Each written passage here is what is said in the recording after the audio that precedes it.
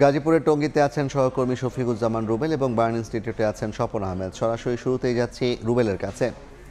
রুবেল, আপনারা জানেন স্টেশন রোডে দুপুর নাগাদ যে ভয়াবহ অগ্নিকাণ্ডের ঘটনা ঘটেছে একটি কেমিক্যালের গোডাউনে, সেই আগুন কিন্তু মুহূর্তেই আশেপাশে সরেজমিনে দেখলাম যে যে আগুনের যে ভয়াবহতা, সেই ভয়াবহতা একদম মুহূর্তেই আশেপাশে আরও যে তেলের দোকান ছিল, আরও অন্যান্য যে মুদি দোকান ছিল সেটিও পুড়ে যায়।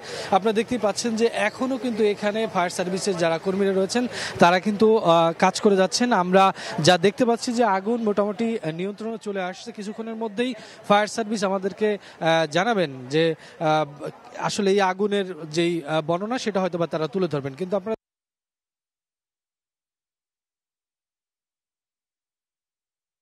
এখন এখান থেকে বের হচ্ছে, খুব বেশি ভেতরে থাকাও যাচ্ছে না, যাওয়া যাচ্ছে না। এই কারণে আপনারা জানেন যে প্রথমেই যখন আগুন লাগে তখনই ফায়ার সার্ভিসের কর্মীরা যখন খবর পায় ভেতরে তারা প্রবেশ করার পরে কিন্তু আমরা জানতে পারি যে ফায়ার সার্ভিসের বেশ কিছু যারা ফায়ার ফাইটার রয়েছেন তারা কিন্তু গুরুতর দগ্ধ হয়ে হসপিটালে ভর্তি রয়েছেন। এছাড়া জানতে পারি যে ফায়ার সার্ভিসের বেশ কিছু যারা ফায়ার ফাইটার রয়েছেন তারা কিন্তু গুরুতর যে তাপ তীব্রতা সেটা প্রচন্ড ছিল এবং সরু জায়গা হওয়ার কারণে কিন্তু ভেতরে প্রবেশ করাও যায়নি। পুরো জায়গাটা জুড়ে আগুনের কুণ্ডলী ছিল, এই কারণে কিন্তু খুব সহজেই ভেতরে প্রবেশ করাও যায়নি। পুরো জায়গাটা জুড়ে আগুনের কুণ্ডলী ছিল, এই কারণে কিন্তু খুব সহজেই এই আগুন নিয়ন্ত্রণ করা সম্ভব হয়নি। দীর্ঘ সময় জানেন 4টার সময় আগুনের ঘটে ঠিক এই মার্কেটটিতে। তারপরে কিন্তু টানা এই প্রায় 2.5 ঘন্টার মতো সময় নিয়ে তারা আগুন নিয়ন্ত্রণে নিয়ে আসে। তো আপনারা জানেন যে এই ঘটনায় আরও কয়েকজন ফায়ার ফাইটার সহ কয়েকজন আহত রয়েছেন, তারা ভর্তি রয়েছেন ঢাকার বার্ন ইনস্টিটিউটে। সেখানে রয়েছেন আমাদের সহকর্মী স্বপন আহমেদ, তিনি জানাবেন তাদের পরিস্থিতি।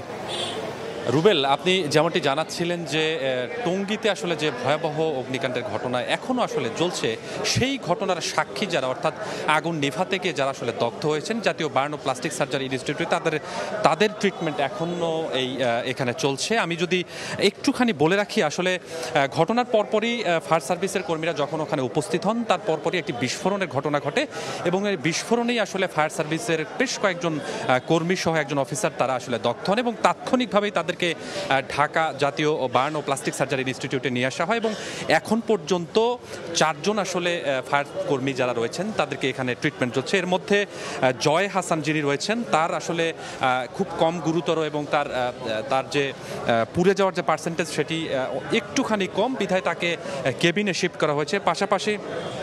পাশাপাশি এর মধ্যে কিন্তু 3 জনের অবস্থা কিন্তু সবচেয়ে বেশি আশঙ্কাজনক। কেননা কিছুক্ষণ আগেই আমাদেরকে চিকিৎসক যেটি জানালেন যে এর মধ্যে শামীম আহমেদ এবং নুরুল হুদা, যাদের আসলে 100%ই পুড়ে গেছে, তাদের শ্বাসনালী সহ 100% পুড়ে যাওয়ার কারণে তারা কিন্তু ব্যাপকভাবে আশঙ্কাজনক অবস্থায় রয়েছে। একই সাথে অফিসার জান্নাতুল নাইম যিনি রয়েছেন তার 42% পুড়ে গেছে, সেও কিন্তু আশঙ্কাজনক অবস্থায় রয়েছেন। তবে তার আসলে যেহেতু শ্বাসনালী পুড়ে যায়নি, তবে চিকিৎসা নিয়ে সে হয়তো এখান থেকে কিছুদিনের মধ্যে বিদায় নিতে পারবেন এমনটি জানিয়েছেন। পাশাপাশি আরও একজন দোকান কর্মী যিনি আসলে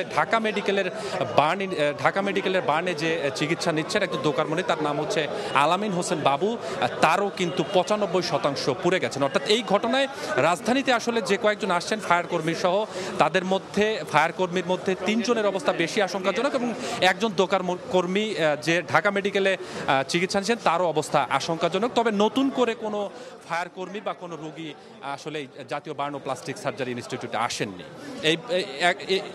এখন পর্যন্ত এই ছিল আমার কাছে এই গাজীপুরের যে অগ্নি দগ্ধের যে ঘটনা, সেই ঘটনার জাতীয় বার্ন ইনস্টিটিউট থেকে সবশেষ অবস্থা।